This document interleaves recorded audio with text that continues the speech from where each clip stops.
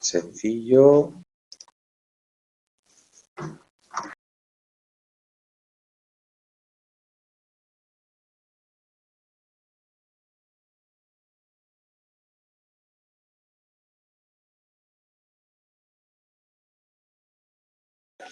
¿Ahora me escucháis bien? Yo pienso que sí, porque me está haciendo rayicas aquí el...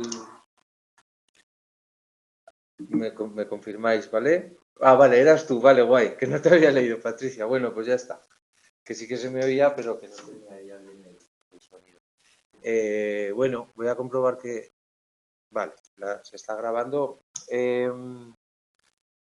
Vamos a acabar el tema 5 porque me ha parecido así mejor. Sobre todo por una cuestión. Ya sabéis, el tema 6 es más parecido a otros años, hay grabaciones y luego la parte que queda la verdad es que es la más bonita. Y aquí, aunque tengamos agobio por el examen, pues estamos también para matricular en psicología, pues para formaros más como personas académicamente y porque hay cosas chulas que nos apetece aprender. Entonces, oye, no vamos a andar con estrés. Y lo dicho, no está mal. 5 de 6. Y el sexto, ya lo dijiste tú y es cierto, no sé si le has echado uno por decir, pero es más manejable. ¿Eh? Entonces, luego los dos de contenido empírico, que nos agobiaba un poco porque son dos temas más, muchas de las investigaciones que mencionamos aquí aparecen allí otra vez, ¿eh? Más desarrolladas, mejor explicadas y menos arrebatadas. O sea que la esencia la tenemos. ¿Eh? Dos cosas, antes de meternos con los estereotipos de género, me parece importante, el punto 4.2 no lo vimos, al hilo del modelo del contenido del estereotipo, que recordamos se basaba en dos principales dimensiones, competencia y cordialidad. Ahora, yendo a parar al estereotipo de género, recordamos que la dimensión de competencia es más frecuentemente asignada al hombre y la de cordialidad a la mujer, en lo bueno y en lo malo, ¿vale? En los dos sentidos. Hay un matiz final que es interesante. Son dos dimensiones que se intuyen demasiado amplias para abarcar toda la realidad y se establece dos componentes para cada una de las dimensiones. La competencia. Adelante.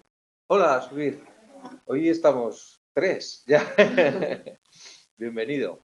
La competencia se explica con los componentes de habilidad, saber hacer algo, ¿vale? Saber hacer algo bien, y asertividad, que ya sabéis que en términos, bueno, o no sabéis, quiero decir, la asertividad es un concepto que poco a poco va entrando en el lenguaje cotidiano, pero es un término científico y que forma parte de la psicología y casi de la psicopatología, quiero decir, del tratamiento en asertividad. Muy esencialmente, defender tus opiniones sin poner excusas, un término medio entre la sumisión, la pasividad, el aceptar todo por no quedar mal, vamos a decirlo así, o pues por no protestar o por no crear problemas, pues callármelo todo, sería una postura caricaturizada, pasiva, ¿vale? Y la agresividad, es decir, el otro polo sería el conseguir todo a base de porque yo soy, porque yo mando y porque entonces la asertividad es la ciencia o la capacidad de defender tus principios y tus opiniones sin agredir. Y me parece, bueno, es un componente personal muy, muy importante y lógicamente en términos de la competencia, pues es muy importante. Si tú sabes defender tus opiniones, tus derechos y negociar correctamente sin agredir, pues tienes una competencia alta, ¿vale? Y luego, por la parte de la cordialidad, sociabilidad y moralidad. Y esto es una cosa curiosa, porque una cosa es ser sociable, simpático, cordial, y otra es sentir o pensar que mi grupo tiene la moralidad de su parte. Lo nuestro es lo que está bien. Lo nuestro es lo correcto. Esto lo digo despacito porque después de tanto lío y de tanto estudio, la moralidad, precisamente, este último componente, parece que es el que más investigación ha generado y más resultados ha ofrecido. Parece que es más importante que cualquiera de los otros, que la sociabilidad dentro de la cordialidad y que la competencia en general entera, con asertividad y con habilidad. ¿Me explico? Los otros subfactores no pesan tanto. En cuanto a mi grupo, parece que lo que más pesa para sentirme identificado a gusto con mi grupo, es sentir que lo nuestro es lo correcto. Para que no os perdáis el hilo. En los otros factores no pasa. Y respecto al exogrupo lo podéis ya intuir, lo mismo pero al revés. Prima la moralidad, las impresiones que nos formamos del otro grupo, juzgamos más al otro grupo en términos de moralidad que cualquiera de las otras cuestiones. Podemos asumir que, voy a decir un topicazo, que para eso estamos en los estereotipos. Los alemanes son muy trabajadores, ¿vale? Competencia altísima. Me da lo mismo que sean muy trabajadores o otro topicazo para los andaluces que me estén escuchando. Los andaluces son vagos. Esto les tiene que doler mucho, pero está en el estereotipo y por eso les duele mucho, que decir, porque es injusto, ¿no? Pero es otra cosa que se dice. Vale, pero si la moralidad es alta, lo demás me da un poco igual. ¿Me explico? Lo que no perdono al otro grupo o lo que más reprocho es una moralidad baja. Me parece una cosa interesante para acabar el modelo del contenido, que es muy extenso, pero que al final se resume en una cuestión muy entendible, ¿no? Lo que está correcto y lo que no. Y nos vamos al género, ya. Y además es que quiero hablar de género y de personas mayores, porque el último punto es muy novedoso respecto a ediciones anteriores y el año pasado no lo di a fondo. Estereotipos de género. Bueno, pues vamos a ir a lo básico y a lo que ya entendemos. En el estereotipo habitual, pues la cordialidad más hacia la mujer, la competencia más hacia la mujer más cordial, menos competente, y el hombre al revés. De manera que el prototipo o el ejemplar, no me meto en ese jardín, acordaros del otro día, de la mujer típica es agradable pero incompetente. Y el hombre típico, competente, pero aunque no sea agradable, da un poco igual. Esto, conforme hablo, estoy seguro que provoca sensaciones de ofensa, de duda, porque es que ofende, ¿eh? También nos ofende a nosotros en la medida en que... Ya lo veréis, ya lo veréis. Entonces, bueno, no significa, y esto es importante, el estereotipo lo tenemos muy interiorizado, pero eso no significa que lo compartamos, que lo asumamos personalmente. De hecho, más en el caso de los hombres, pero también en las mujeres, en muchos casos no nos aplicamos el estereotipo de género a nosotros mismos. Muchas mujeres niegan la conciencia de sentirse discriminadas, niegan ser discriminadas y niegan sentirse así. Pero el estereotipo de género sí que se aplica a otras mujeres. ¿Vale? Y además, esto irá cogiendo cuerpo, lo prometo. Este estereotipo de género, igual que el resto de estereotipos, no tanto, son más descriptivos. Los andaluces son graciosos, los aragoneses somos tozudos, tal. Este tiene un carácter prescriptivo. ¿Qué quiero decir con esto? Acordaros de cuando vamos al médico, ¿a qué os suena prescripción? A prescripción médica, ¿no? ¿Por qué lo hago? Porque me lo ha mandado el médico. Porque es lo que hay que hacer. Un carácter prescriptivo quiere decir que es lo que tengo que hacer. Si me salgo del estereotipo que culturalmente está asociado a mi género, a mi condición como hombre, a lo mejor recibo sanciones sociales o juicio social. En el caso de la mujer también. Eso quiero decir con el carácter prescriptivo. El caso es que cuando una persona sí que se siente discriminada por su estereotipo, sí que tiene consecuencias emocionales. Si sientes, vives una discriminación por lo que eres, mujer, hombre, europeo, blanco, negro, asiático, si sientes esa discriminación, afecta a tu autoestima, a tu bienestar, ¿vale? No tanto, en el caso del género, muchísimo más en la mujer que en el hombre. Parece que el hombre, aunque se sienta discriminado por su condición de hombre, las emociones que provoca no son las de baja autoestima y depresión, sino otras. Bueno, seguimos con lo que dice la investigación. Y cada vez tenemos más investigación. Me gusta este manual, aunque a veces la redacción es un poco difícil de entender, pero claro, las investigaciones pues llegan hasta 2020 prácticamente. Entonces, basándose en la dimensión de competencia, seguimos con el modelo del contenido, Desde 1946 hasta 2018 se ha visto, y esto no es mala noticia, que la dimensión de competencia empieza a equipararse entre hombres y mujeres. Es decir, que las mujeres cada vez se ven como más competentes y pone incluso más que los hombres, añade, ¿no? Pero la cordialidad sigue siendo algo específico de las mujeres. ¿Me explico? Espero, es que además este es un tema muy chulo, espero que no aburriros, que no me desconectéis porque vamos a ver dos hipótesis principales. La hipótesis de la similitud de género y la teoría del rol social. Yo las voy a decir a mi manera y luego las masticamos, porque os adelanto que las dos se cumplen a veces. Las dos se cumplen en un razonable porcentaje de los casos, sobre todo la primera. Pero hay excepciones en las dos. Entonces luego, pues eso, cuando vayáis a los temas de contenido empírico, tener cuidado a ver qué investigación dice qué. La de la similitud de género viene a decir que somos mucho más parecidos de lo que tenemos interiorizado. Que somos mucho más similares de naturaleza, de fábrica, de lo que tenemos interiorizado como habitual. En cuanto a capacidades. Y esta norma, que la digo despacito para que la empapemos bien, se cumple en un altísimo porcentaje de los estudios. Es decir, voy a ejemplos concretos. Adelanto, una cosa muy curiosa. Las mujeres empiezan a ser menos capaces en matemáticas, menos capaces no es la expresión correcta, a tener peor rendimiento en matemáticas a partir de los 14 años. No, posiblemente no es casualidad. Digamos que hasta ahí no se demuestra un funcionamiento diferente. Hombre, estamos interiorizando ya roles, ¿eh? Y es que es clarísimo, lo dice la investigación. ¿Qué dice la teoría de la similitud de género? Pues que somos muy parecidos en la mayoría de las variables. Que tenemos las mismas competencias en la mayoría de las variables psicológicas. Luego hay dimensiones físicas como la velocidad, la fortaleza física, la altura, el peso, que por supuesto hay diferencias cuantitativas claras, ¿no?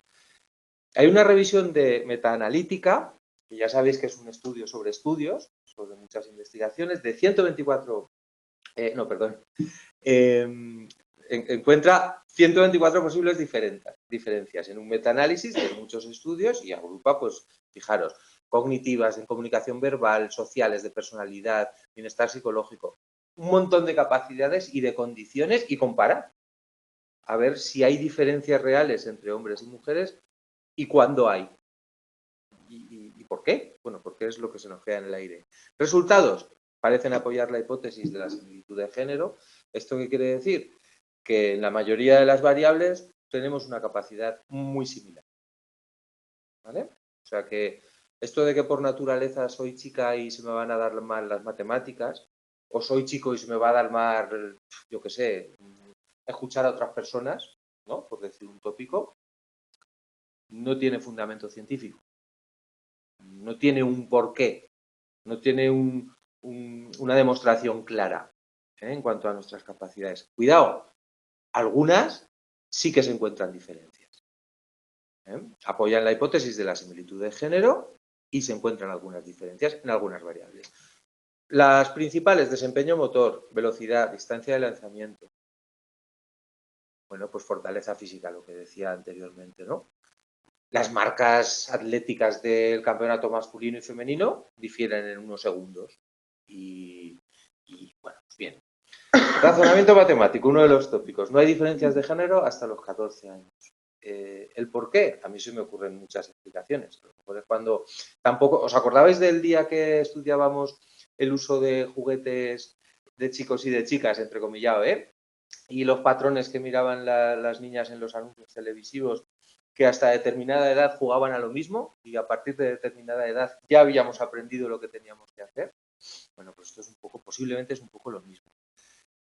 A partir de los 14 años es cuando empieza la diferencia en matemáticas. La conducta agresiva. Aquí hay diferencias entre, parece que, a ver, aquí hay un factor que siempre se pone encima de la mesa, que es la testosterona, que es una hormona principalmente masculina, por razones obvias, y que la agresividad física sí que es uno de los lugares en los que el hombre, pues bueno, hay mucha diferencia, hay cierta diferencia. El hombre es más agresivo físicamente, tiene más tendencias agresivas físicamente. Estudiaremos la agresión también, en esta asignatura. Y las mujeres, más agresivas que los hombres si se considera la agresión relacional. Vosotras pensad si esto puede ser genético, si puede ser natural, puede ser lo que hemos aprendido, da igual, estos son datos. Esto es lo que sabemos. La agresión relacional no la he explicado, pero igual no hace falta, ¿verdad? No te pisa, pues reaccionas. No, reaccional no, relacional. La agresión relacional tiene que ver con, por decirlo en castellano, meter mal, por crear conflictos en las relaciones personales. Yo te agredo, te hago bullying, o te acoso, a lo mejor el chico más físicamente, y parece que la agresión relacional es superior, encontrando diferencias en mujeres. ¿Qué pasa? Esto es muy puñetero porque nos han nombrado. La conducta agresiva es distinta en el modo, en las capacidades físicas. Igual se nos queda la idea de que la teoría de la similitud de género es falsa. Mal, porque de las 124 variables analizadas solo se encuentran diferencias en unos poquitos ámbitos, entre esos estos dos. En los demás no. Entonces, bueno, queda bastante avalada, es una teoría muy simple, ¿verdad? Que viene a decir, en cuanto a capacidades somos iguales o muy parecidos. Es decir, las diferencias posiblemente vengan de la educación, de cómo nos hemos formado. Hago aquí un inciso. A mí me da un poco igual que las diferencias vengan de un lado que de otro. A mí lo que me preocupa como psicólogo y en cuanto a la salud de las personas es que es la dimensión prescriptiva. O sea, si somos distintos y vosotras sois distintas y cada uno tiene unas capacidades, eso da un poco igual. El problema fundamental es que tú, por ser chica, en la sociedad que ocupas, no tengas derecho ni la opción de llegar a determinados lugares o ocupaciones para los cuales tienes muchísima capacidad solo por el hecho de que tu rol no te lo admite. Me estoy explicando, ¿verdad? O tú, por ser chico, no tengas digamos, la posibilidad de ocupar determinados puestos o ocupaciones. ¿Qué más dan las diferencias? Es un pequeño inciso. Y ahora sigo con la segunda hipótesis, que también es muy aseada. Vienen a decir, da lo mismo que seas hombre o mujer, o da lo mismo el género que tengas asignado. Lo importante es el rol que ocupes. Esto vendría a decir, si te ocupas de las tareas de casa, que frecuentemente es la mujer, pero puedes hacerlo también como hombre y puedes ser amo de casa. Imagínate que tienes una relación heterosexual, tu pareja mujer trabaja, tiene trabajo y tú no, y tú decides, aunque tengas trabajo, dedicarte a la casa. Imagínate. Ya hay que imaginar, pero podría ser, ¿no? El hecho de que tú seas el amo de casa es lo que dicta si se te concibe como más cordial, más competente, todas estas cosas del estereotipo, y no que seas hombre. El hecho de que seas una alta ejecutiva es lo que te otorga y se te concede la dimensión de competencia, no que seas hombre o mujer. Esto es la teoría del rol social. Es el rol y no el género lo que provoca el estereotipo. Es más o menos claro, ¿no? O sea, en una es el género y en la otra es el rol. No, a ver, en realidad son dos modelos que explican cuestiones distintas. La hipótesis de la similitud nos dice que en capacidades somos muy parecidos. Y deja un poco entrever que las diferencias que hay tendrán que venir por la educación, pero la hipótesis simplemente dice que hay similitud. ¿Vale? La teoría del rol social nos dice que el estereotipo de género tiene su origen en cómo nos hemos organizado el trabajo. Hombre, esto también es cierto, ¿eh? No es lo mismo lo que se le atribuye a la persona, hombre o mujer, que es el campesino o la campesina, que el que está en directivo de una gran empresa. Ahí también hay estereotipos. De rol, claro que hay estereotipos de rol. Pero es interesante. La predicción será que la información del rol pesa más, anula la del género en los estereotipos. Si eres amo de casa, vas a ser percibido como cordial, como poco competente, como etcétera, etcétera. Y si eres ejecutiva, como competente, asertiva, tal, tal, tal. Ya veremos. ¿Qué nos dice la investigación? Bueno, pues en algunos casos sí que lo avala. Madres trabajadoras, padres trabajadores, mandos intermedios, tanto mujeres como hombres, se perciben, se estereotipan, se etiquetan igual en cuanto a competencia y cordialidad, ¿vale? Pero también, y ahora es cuando viene la discusión, hasta aquí sí, el caso es que sean mandos intermedios, trabajadores en una escala más baja, eso es lo que les marca el estereotipo. Pero también hay evidencia de que se estereotipa de distinta forma dentro del mismo rol social. Pues, por ejemplo, en la política. Las mujeres se les concibe como más bajas en liderazgo, en competencia, agencia, es capacidad ejecutiva, capacidad agencial de resolver problemas. Y más altas en cordialidad que a los hombres. ¿Vale? Política. También hay situaciones en las que podemos invertir el efecto del estereotipo. Esto lo he resaltado esta mañana porque me ha parecido interesante. Hombres descritos en un rol dominado por mujeres son vistos como más cordiales que mujeres del mismo rol social. Es decir, al asignarte Mira, otra vez el amo de casa, lo siento por repetir el mismo ejemplo. Un rol asignado típicamente a la mujer es el de amo de casa, ama de casa, perdón. Ponle ese rol a un hombre, va a ser más simpático, más cordial desde fuera que la mujer. Otra cosa es su competencia, ¿eh? Porque las risas que va a tener que aguantar. Claro, cuando tú ejerces como hombre tareas que normalmente han implicado pues, que eran de la mujer, pues el ejemplo de qué bien sabes comprar, que os decía un día, o que te veían con tu carrito de niño y te preguntaban si estabas de vacaciones, o que vas de niñero, o qué contenta estará tu mujer. O, quiero decir, también ahí hay un desajuste que chirría mucho. ¡Hala! Simpático un montón. Halagos, todos. Yo en el mercado, chicos, no me han halagado. Digo, ¿para qué habré estudiado tanto? Si lo que más me han aplaudido en esta vida es lo bien que sé comprar. En el mercado te pones a comprar y normalmente estás rodeado de mujeres, normalmente, porque sigue siendo así. Ay, pues mira qué bien te apaña, mira qué bien. Igual ya no pasa tanto, pero yo tengo este recuerdo, ¿eh? Ya no me he fijado. Hace mucho que no me pasa, pero ¿me entendéis, verdad?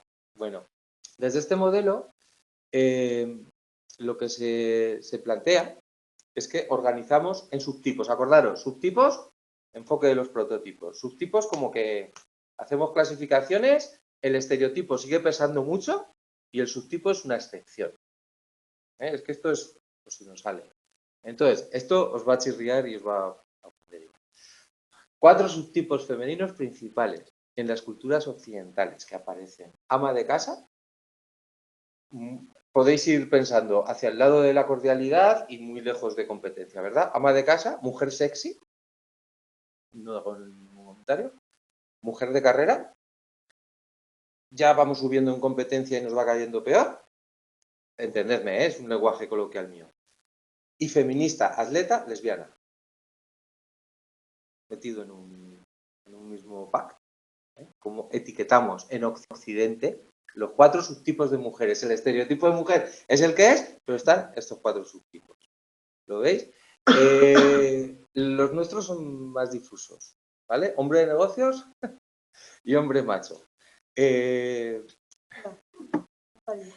Bueno, pues ¿qué vamos a hacer? Por eso a lo mejor cuando vas a comprar pimientos te caes simpático, pero no se te respeta mucho. Porque, claro, bueno, hay que reírnos, ¿no? Salirse del tiesto, comportarse de forma... Ay, perdonadme en casa, si es que no me decís nada, joder. Os tengo... Supongo que estaréis siguiendo el libro igualmente, pero no se ha compartido, disculpadme, ¿eh? Ya está. Es que son de muy buen conformar. Salirse del tiesto puede tener consecuencias negativas, sociales y económicas. Está clarísimo. O sea, es decir, la mujer que es asertiva, se muestra competente, que lidera, que manda, que domina, que viola el rasgo, pues amable, comprensiva y se le lincha, perdonadme la expresión, mucho más. Ya está. Nos puede caer mejor o peor. Pensad en ministras, las que queráis, que han caído muy mal. Yo no voy a decir nombres. Y luego lo pensáis tranquilamente. ¿Nos guste la ministra, el ministro o no? Si se trata igual cuando una mujer es arrogante, asertiva, recta, a un hombre o a una mujer, si se trata igual. Si se percibe con el mismo sabor de boca. Decir, ostras, si se aplaude o se critican los mismos rasgos en un caso o en otro. En el caso de la mujer, cuando es extremadamente, y entendedme las comillas, masculina en su comportamiento, es decir, asertividad, competencia, agresividad, mando, liderazgo, tal, ya se ha fastidiado la cordialidad. El estereotipo de los varones, se tiene alta puntuación, agenda competencia, y bueno, ahí gustas. Si eres hombre y encajas, gustas más. Si eres mujer y muestras esas características o esas actitudes, gustas menos. Se penaliza mucho más a la mujer con alta puntuación en competencia. Nosotros también sufrimos lo de los pimientos, y sufrimos cosas, pero claro, la diferencia todavía es importante. Se puede llevar mucho mejor que te juzguen o que te sientas juzgado o que sientas que la sociedad te está diciendo deberías estar trabajando en lugar de estar ahí con el chiquillo, donde está tu mujer. Vale, eso no es agradable, pero la penalización es distinta, hay una cierta simetría. Porque el estereotipo de género, siendo prescriptivos los dos, el hombre se supone... Yo lo he sentido, cuando me independicé y me casé y bastante joven y yo, pues estabas en casa porque te habías repartido la faena y decías, ¿qué hago aquí? Si yo tendría que estar ganando dinero. Es lo que te han educado. Y bueno, también lo sentimos, pero no de la misma manera. Hay una asimetría importante. La prescripción de lo que debe y no debe hacer un hombre y una mujer es más clara en el caso de las mujeres. A ver, que aquí había este experimento, a ver si me viene así. Se compara, ¿vale? En el trabajo de Heitman dan información a los sujetos sobre un trabajo típicamente masculino. Por ejemplo, el jefe, el vicepresidente de una multinacional, una empresa aérea, en este caso. Y sobre los empleados ficticios. Y les describen pues con hombres de éxito o de una forma neutra. ¿Vale? Estos empleados ficticios han tenido éxito en la vida o un currículum ambiguo en ese sentido. Esos son los dos niveles de la variable independiente. Estoy describiendo este tipo de hombres y este otro, con éxito o ambiguo. Variables dependientes, es decir, ¿en qué se traduce esa diferencia? La competencia y la cordialidad con que son valorados esos empleados ficticios. Resultados. Si tenías éxito, hombres y mujeres se perciben con competencia alta. Y los hombres más cordiales que las mujeres. Tome. Habías tenido éxito. ¿Os dais cuenta? La mujer que se le atribuye que ha tenido un éxito profesional anterior, bien en competencia, pero ya en cordialidad baja. Porque es como si... Bueno, otra consecuencia, otro resultado. Cuando no era descrito como exitoso, no se valoraba nada sobre la cordialidad. Es decir, si no sé si has tenido éxito o no, no sé si me caes bien o mal. Conclusiones. A las mujeres se les niega la competencia en puestos de mando. En puestos de mando, típicamente masculinos. Pero si su competencia es manifiesta, si se hace notoria, si se pone encima de la mesa, ya nos caes peor. La cordialidad baja. No es fácil que os equivoquéis en el examen. Si esto lo estoy diciendo despacio para que lo entendamos bien.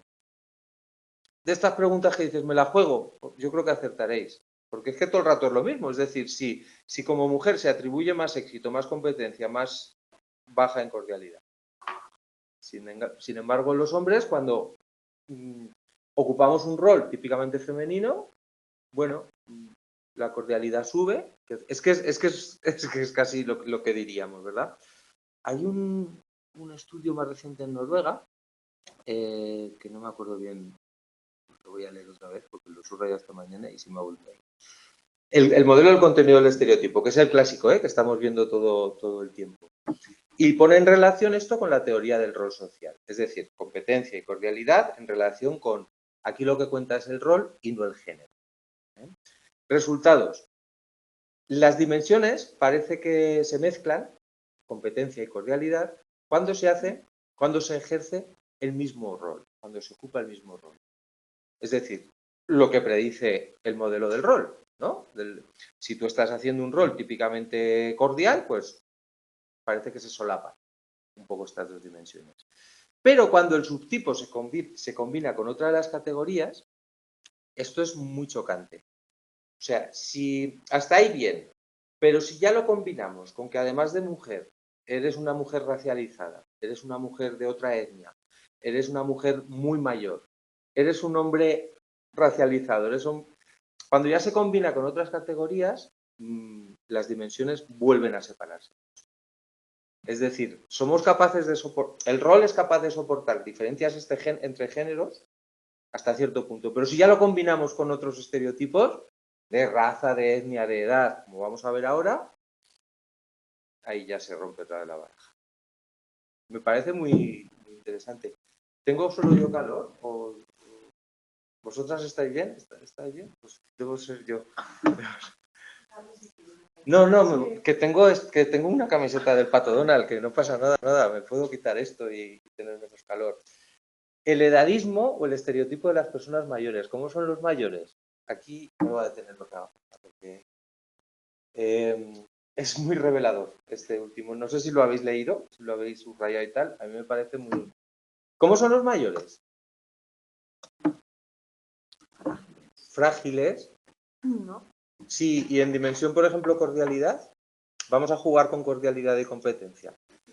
A ver si se me ha ido alguien, no están ahí.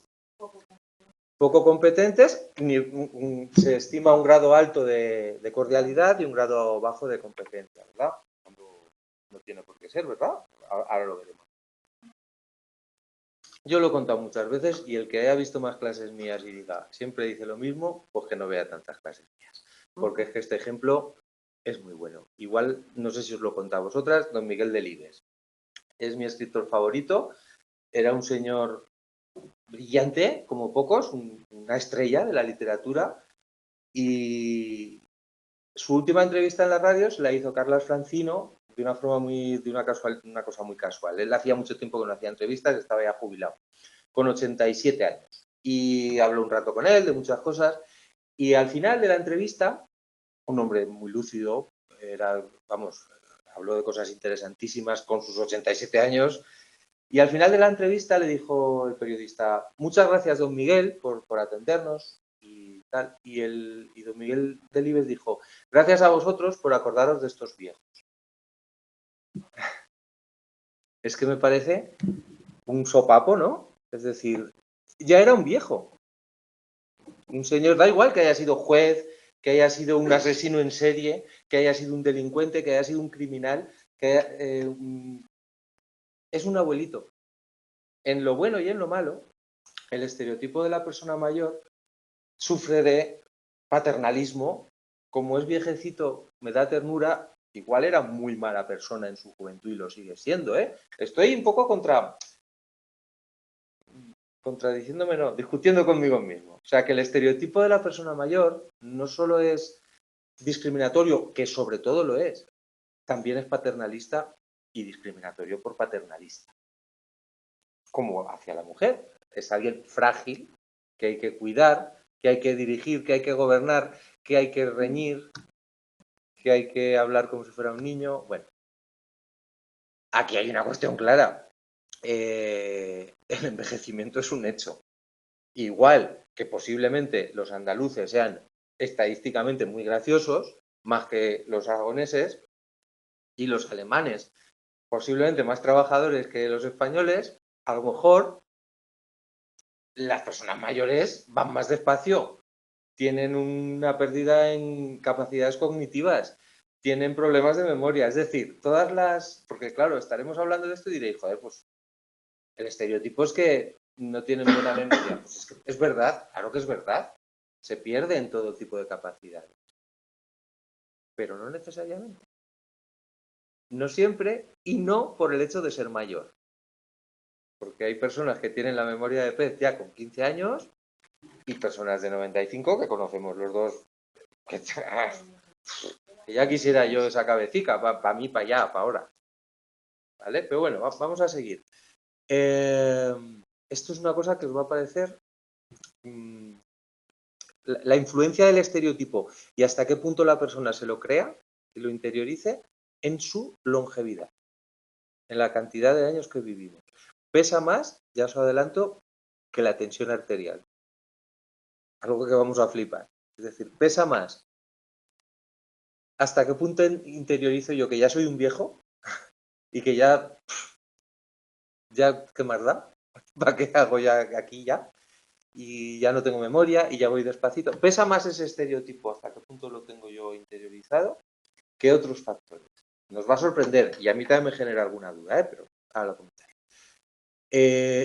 Si el 25% de la longevidad está explicado por la herencia genética, es decir, pues eso, como decía mi abuela, tenía muy buena encarnadura, que curaba enseguida. Y sus hermanos eran de muy buena raza, pues porque todos habían vivido mucho. Claro, eso está claro, eso lo marca el 25%. El 75% restante,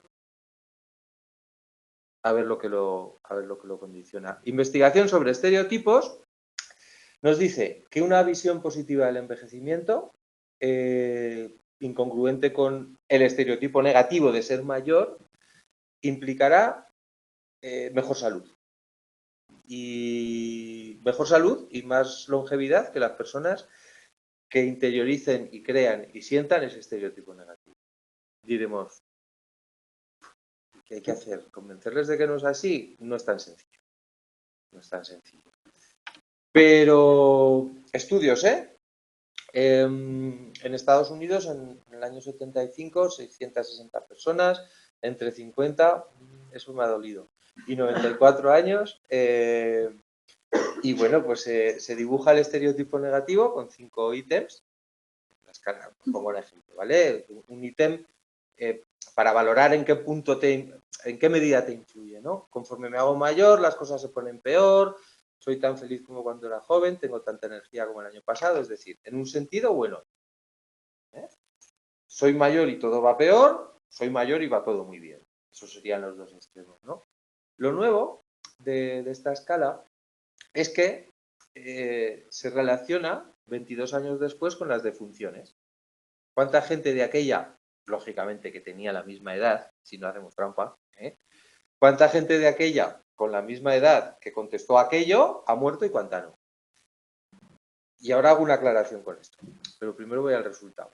Percepciones más positivas, longevidad superior. O sea, una media de 7,5 años más se vivió en el caso de las personas que en el momento de la encuesta o de la escala tenían una percepción más positiva del envejecimiento. Silencio valorativo. Otro resultado es que esto, porque es que esto me parece lo más flipante de todo, era independiente de todo lo demás. Género, etnia, nivel socioeconómico, nivel educativo, que anda que esos factores no influyen en el tiempo de vida. Nivel socioeconómico, sensación de soledad, estatus de salud funcional, es decir, un montón de variables que pesaban. No es que no pesaban, sino que este efecto se producía en la misma medida, sumando 7 años y medio más, independientemente de esas otras variables. Es muy curioso, ¿eh? Vamos a ir soltando moralejas y advertencias. Esto es un estudio correlacional, no experimental. ¿Qué quiere decir? Que los estudios correlacionales lo que nos indican es que dos variables bailan bien. Es decir, no que haya una relación de causa y efecto directamente atribuible, ¿eh? No podemos afirmar en este estudio que el hecho de tener una percepción positiva del envejecimiento sea lo que ha condicionado que vivo 7 años y medio más. Sí que podemos afirmar que bailan muy bien. Que a más percepción positiva, claramente una diferencia muy clara, 7 años y medio. Claro, esto es importante porque a lo mejor, vamos, yo tengo clarísimo que se puede intuir una relación y que si somos capaces de interiorizar unos rasgos, una percepción más positiva de nuestro propio envejecimiento, es más probable que eso afecte bien en nuestra salud. Eso lo tengo claro. Pero claro, también podéis estar pensando, joder, igual también pasa un poco al revés. Tú te encuentras mejor y tienes una sensación más positiva de tu envejecimiento porque te duelen menos cosas. Que en la gallina y el huevo, no sé si me estoy explicando. Que no podemos decir, uy, he aprendido en clase que si me creo que envejecer es guay, viviré más. No, porque eso no. Pero sí que hay una relación clara. Mucho más clara, es que esto es lo que me ha impresionado y me sigue impresionando. Es decir, que el ejercicio físico, que la presión arterial, que era una diferencia de 4 años. Buena presión arterial en el momento de la prueba, todo, las mismas pruebas, las mismas personas. Una diferencia de menos de 4 años. El ejercicio físico, que hay que hacer ejercicio físico, es muy bueno el ejercicio físico, pero claro, alguno dirá, pues casi mejor voy a decir que envejecer es guay, que influye más, ¿no? Bueno, pues esto es entre 1 y 3 años. Bueno, es un resultado muy interesante, ¿no? ¿Por qué? ¿Cómo se produce esa influencia? ¿Cómo influye la percepción de hacerse viejo o no en un sentido o en otro? De 2 formas básicas. Conscientemente, manejando esas impresiones, y algo más difícil de manejar, inconscientemente, de forma automática. Como veremos en otros muchos momentos. Vamos a ver la activación consciente del estereotipo, la amenaza del estereotipo. Acordaros del efecto Pigmalión. Unos segundos. Y si no, os lo recuerdo yo. Ese experimento de Rosenthal en el que hace un test de CI, de cociente intelectual, y de forma aleatoria asigna un cociente mucho más alto a unos niños y niñas. Mentira, era aleatorio, se la cuela a los profesores. Un año después, esas niñas y niños son más listas y son más listos y han sacado mejores notas y superan su rendimiento. Y su CI, que no es lo mismo. Si yo soy mujer, soy negra, soy pobre, se me dan mal las matemáticas. Había un cuadro en el libro anterior que rezaba así. Es decir, esto es la amenaza del estereotipo. Cuidado, es que como soy viejo, es que como soy mujer, es que como soy lo que sea, eso es la amenaza del estereotipo. La situación en la que, por tomar conciencia de cómo es tu grupo, formo parte de... Hombre, aquí hay muchas investigaciones sobre las personas negras en Estados Unidos, es decir, lo que les ha influido realmente el estereotipo, interiorizar lo que soy por esa pertenencia racial. Es que acabo rindiendo menos. ¿Vale? Eso es la amenaza del estereotipo. Se da un rendimiento inferior que otros individuos de otros grupos. Peor rendimiento en determinadas áreas. Afroamericanos en Estados Unidos en tareas de habilidad intelectual, mujeres en pruebas de matemáticas, personas mayores en pruebas de memoria. ¿Vale? Si por el hecho de ser mayor y creerte que esto va a ser así, ¿puede afectar a tu rendimiento real? Sí, puede. ¿Que pueda ser mayor y tener problemas de memoria? También, por si alguien me lo quiere corregir. Claro que sí. Yo no tengo la memoria que tenía hace 20 años. Y ya veis si soy joven. Pero claro que afecta. ¿Vale? Pero el estereotipo te hace que te afecte más, por decirlo así. En adultos mayores, en estas, lo que nos dice la investigación es que en condiciones de amenaza del estereotipo, es decir, cuando se ha interiorizado, afecta al funcionamiento cognitivo, pruebas de memoria. ¿Cómo lo comprobamos? Voy rapidito aquí, que sencillo. Comparar el rendimiento de estos adultos cuando se les da una información negativa de su grupo con cuando no se les da ninguna información. No positiva, sino ninguna información. Que hagan saliente que formas parte de ese grupo o no digan nada. Esas son las dos condiciones. Esto es isófago. ¿Cómo? A ver, voy a echar un trago de café. Tienes que tener un tiempo de asimilación o no en el momento que... Es una pregunta interesante, porque, por supuesto, cuanta más asimilación, el efecto es más poderoso. Cuanto más claro lo tengas y más interiorizado, igual es mucho más difícil de revertir, además. Porque es posible que por el hecho de que, imagínate lo que ha podido afectar, a ver, que puede ser chica y darse más las matemáticas perfectamente, tenéis todo el derecho a que se den más las matemáticas, pero no hay nada en el cerebro que explique eso. Imagínate que eso lo has interiorizado y que como se me dan mal las matemáticas, pues es que claro, yo ya en bachillerato cojo latín y griego, que es lo que hice yo. Porque yo no era mujer, ni soy todavía, pero se me daban mal las matemáticas y lo tenía interiorizado y yo las matemáticas no sé. Luego me di cuenta en la carrera que, oye, que si me ponía, pues que tenía las neuronas, que era cuestión de conectarlas. Sí. Y luego di clase de matemáticas de bachillerato, no en bachillerato, sino en repasos particulares, simplemente poniendo interés. Si lo tienes muy arraigado, es posible que al final sea muy verdad, porque no has trabajado las matemáticas en su momento. Y si tienes muy arraigado que tú no tienes problemas de memoria, o sea, que tú no tienes buena memoria y ni te esfuerzas en estimular cognitivamente, ni en leer, ni en hacer nada, porque yo no tengo memoria, pues la memoria se va degenerando. ¿Veis un poco la relación, verdad? Entonces, me has preguntado y yo mismo solico me he perdido. ¿Dónde estaba? Aquí, ¿verdad? Ah, sí, aquí. Perdón. Vale, el experimento de Hess, perdonad. Manipulación experimental. Se les dice a unos que los mayores tienen peor memoria de los jóvenes o se les dice a otros que no hay diferencias. Cuidado, no se les dice los mayores memorizan mejor. No, no hay diferencias. Y se incluye una condición de control donde no se dice nada. Bueno, resultados los que podéis estar incluyendo. Incluso, bueno, la condición de amenaza del estereotipo, los mayores tienen peor memoria, rendimiento significativamente menor. Y era la única diferencia entre los grupos. De la misma edad, de la misma formación académica, etc. Estudios con resonancia magnética nos dicen, por si les da, que lo sepáis reconocer, parece que es muy curioso, el rendimiento peor está relacionado con algo que pasa en el córtex cingulado ventral anterior, una zona del cerebro en concreto que si se enciende lo hago peor. Es muy curioso, ¿eh? Si se enciende esa zona, mi rendimiento es peor. Y se ha comprobado con técnicas de resonancia magnética. Bueno, tienen mucho que ver con el procesamiento emocional y social y es muy sensible, se enciende muy fácilmente esa zona cuando se percibe o se siente rechazo social. Fijaros qué curioso, es decir, eso algún correlato tiene que tener en el cerebro.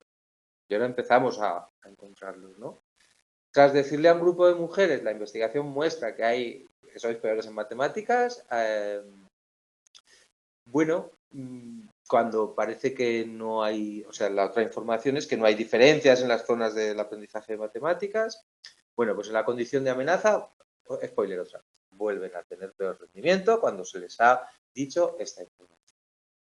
Hay un experimento de Fernández Ballesteros y, por cierto, Fernández Ballesteros es una investigadora, en este caso no está, yo creo que ya la tenía yo en mis manuales de psicología en los años 90. Cuando haya investigaciones que sean de la casa, quiero decir, que yo si fuera profesor y fuera investigador pondría más preguntas sobre mis investigaciones, prestarles atención. ¿Me explico? Porque aquí hay una serie de autores en los libros, pues hombre, que cuando se mencionen sus investigaciones yo les prestaría más atención, porque es lógico. Acabo de hacer una investigación, mis estudiantes que la conozcan, ¿no?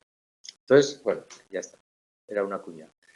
Estudian el efecto protector, es decir, esto nos puede servir como herramienta para prevenir algo. El efecto protector que puede dar una buena percepción del envejecimiento. En su diseño experimental, 3 condiciones. Condición negativa, peor memoria, peores resultados entre hombres mayores y jóvenes. Condición positiva, La investigación reciente muestra que personas acostumbradas a trabajar cognitivamente obtienen buenos resultados en tareas de memoria y condición control, ninguna información. Bueno, parece que los resultados pues, son bastante prometedores en este sentido, porque sí que hay un efecto protector.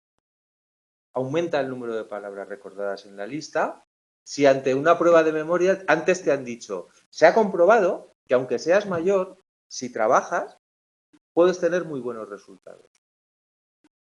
Aquí ya nos está dando una herramienta muy clara la investigación, es decir, casos en los que esto ha funcionado. Ya no solo como dato de algo que sucede, sino que ¿qué podemos hacer? Simplemente dando la información.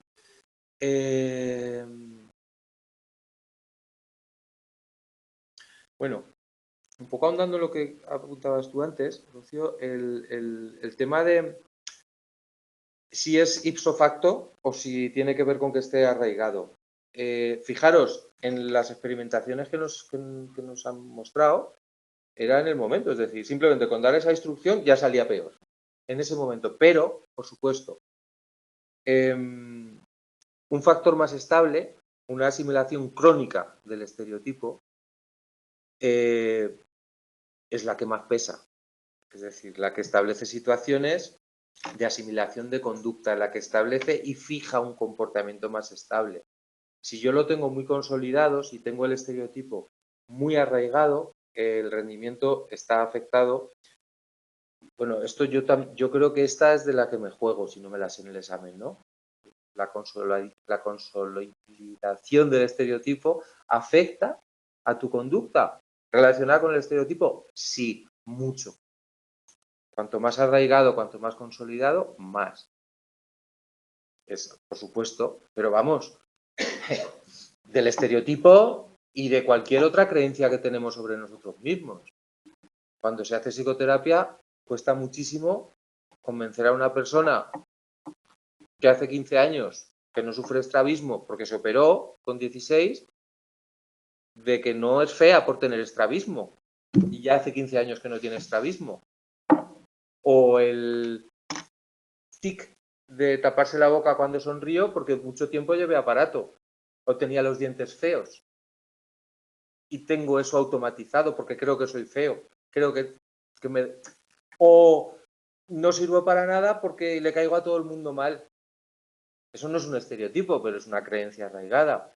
Cuanto más arraigada, más pesa nuestra conducta, claro. No es nada que nos deba sorprender, ¿me explico?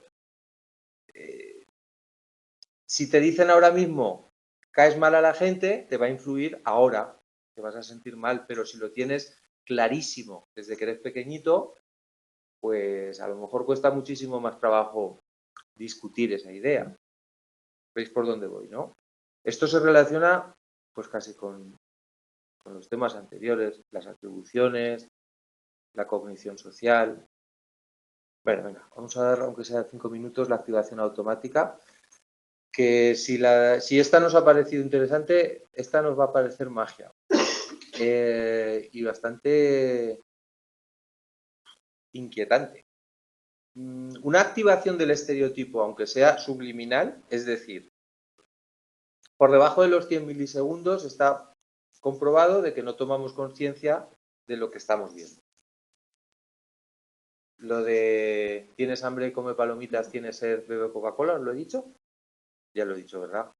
Bueno, pues eso. Influyó en que se vendió más Coca-Cola, ¿no? Y la gente no había visto el mensaje. Una activación del estereotipo, una preactivación afecta, seamos mayores o no. Esto todavía es más chocante.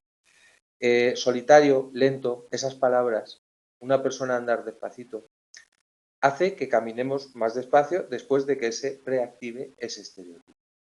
Y caminamos más despacio, peor escritura, peor rendimiento. Si te hago ver, te hago notar que eres viejo con estas características de ser viejo, no solo que eres viejo, sino que ser viejo es esto. Si te lo hago notar, si te lo recuerdo, te va a influir. Peor equilibrio. Es decir, es que no quiero... Esto lo habéis entendido, ¿verdad? Quiero llegar un poquito más. Aunque solo sea brevemente, claro, No me va a dar tiempo a leerlo entero, pero... Jolín. Esto les afecta a las personas mayores porque se sienten menos capaces, porque tienen peor rendimiento. Pero ¿y cómo nos afectará a las personas que trabajemos con personas mayores? Puedo ser enfermera, puedo ser trabajadora social, terapeuta ocupacional, puedo ser auxiliar de enfermería. Con personas mayores trabajan muchas profesiones.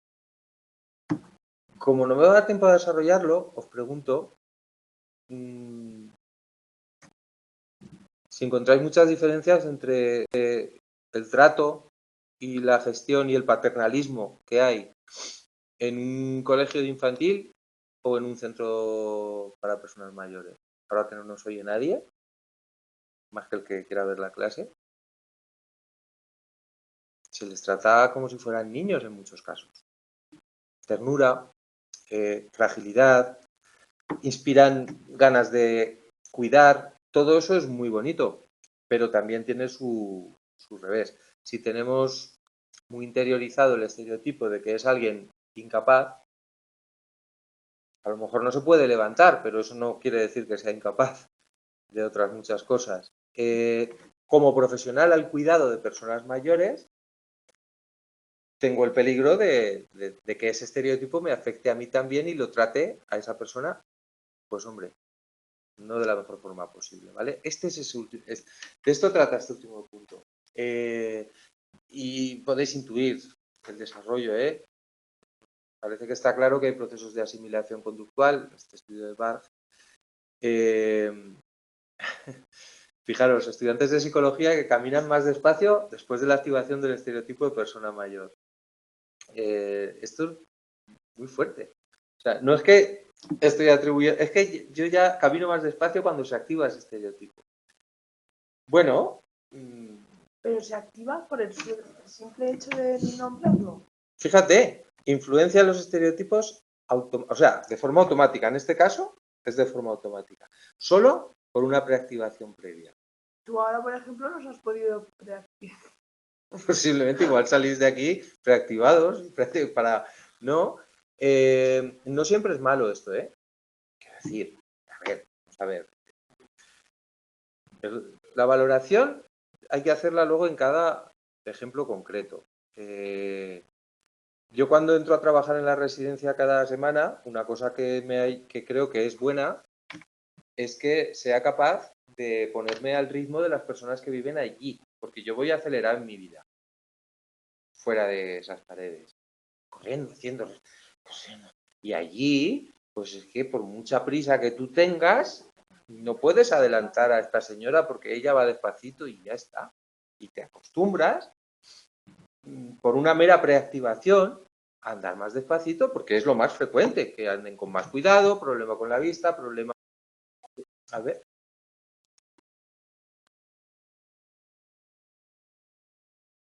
Vale, yo os los pongo en el foro, ¿vale? No nos va a dar tiempo, ¿no? Efectivamente.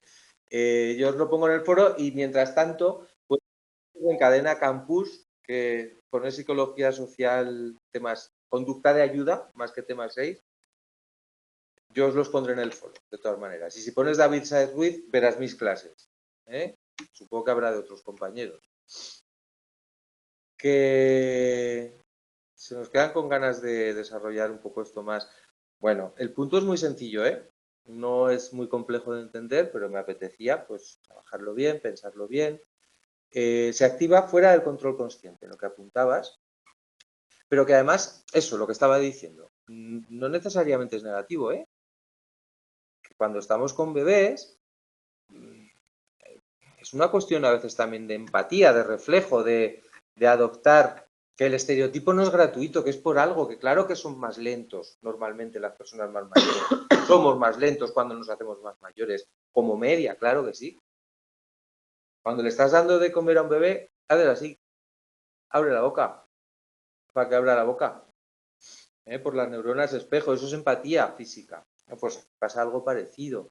Lo que pasa es que esa es una cuestión, el respetar el ritmo de una persona mayor es una cuestión y el interiorizar el estereotipo de lo que son, le atribuyo menos capacidades y una serie de carencias y actúo en consecuencia. Y actúo de forma paternalista y actúo ofreciendo ayudas que no me han pedido. Y hablándoles con tonos infantiles. Porque es que esto lo vemos muchas veces, no en una residencia, ¿eh? Aquí hemos puesto este ejemplo porque lo tenemos muy al cabo del día, ¿no? Pero en la vida, quiero decir, a una persona mayor a veces se le habla, ¡ay! Pero luego está también el otro extremo, que se les trata mal. Por supuesto, por supuesto. Quiero decir, esto no es, yo lo dejaría en el plano de, vamos a ver lo que nos dice la investigación, que me haga pensar, porque el trato cariñoso es muchísimo mejor, aunque sea y a los niños, a los niños, por niños, también les hablamos como si fueran idiotas, con perdón, en muchas ocasiones. Estamos hablando de lo mismo, ¿eh? Yo tengo la idea y el recuerdo, y me he pasado 3 minuticos, pues no pasa nada. Ahora me esperarán en la otra clase. Yo tengo el recuerdo de cuando era niño, de saber que a mí, y tú ya sabías que a ti te hablaban así y que entre los mayores hablaban de otra manera. No entendía muy bien por qué, pero a mí me hablan así, pero que no soy tonto, que soy un niño. No soy sordo. Bueno, aquí iba a hacer un chiste malo. A las personas que no saben bien nuestro idioma, no sé por qué les gritamos mucho. Y no son sordos, simplemente no entendemos bien el idioma. Bueno, pues con los niños, los mayores, pasa un poco igual. Me he ido un poco del tiesto, pero bueno. Que el tema es súper chulo, ¿eh? Queda muy poquito, queda más bien una lectura, ya creo que cuesta abajo. Y como decía la compañera y preguntaba, y os he dicho también al principio que el tema 6 no lo desarrollamos. Ya quisiera yo tener 2 horas por semana o 3, pero son las que tenemos. Mucha suerte, acordaros de ser conservadoras, de ser conservadores en el examen. Que hay que contestar aquello que sé, que me sé. ¿Eran 3 preguntas? Eran 3 alternativas. No, 3 preguntas no, 20. Yo creo que 20. 20 En una la hora. guía lo tenéis muy clarito, pero lo digo de memoria. Son muy pocas, son 20 preguntas, sí. Son muy pocas preguntas para tanto tema. Vamos a ver, si tienes 3 alternativas, si son 3 alternativas, te cuesta, te penaliza cada error la mitad de un acierto. Es n-1. Es decir, si tú tienes 2 mal, un punto menos. Un punto sobre los 20. Te quitan una bien. En este caso, exactamente, te quitan una bien. Así que solo contestamos a lo que no sabemos. Si acabo el examen y solo he contestado 9, hay que jugársela. Pero si acabo el examen y estoy segura de que he contestado 16 bien, fuera de allí. O 14. Eso es un 8, ¿eh? Eso es un 8. Bueno, yo qué sé, yo siempre digo eso. Luego también hay veces que tienes 6 o 7 preguntas que dudas. Bueno, pues ahí es que claro. Otra cosa es que no tenga ni idea, pero si dudo, creo que me la sé, pero no estoy segura. Si hay 5, 6 o 7 de esa categoría, hay que jugársela. Mira, que es un examen, que hay que hacerlo como si fuera... Me presenté a una oposición y hice una quiniela de maravilla. Mucha suerte en casa también. Hiciste una quiniela, pues De eso. maravilla.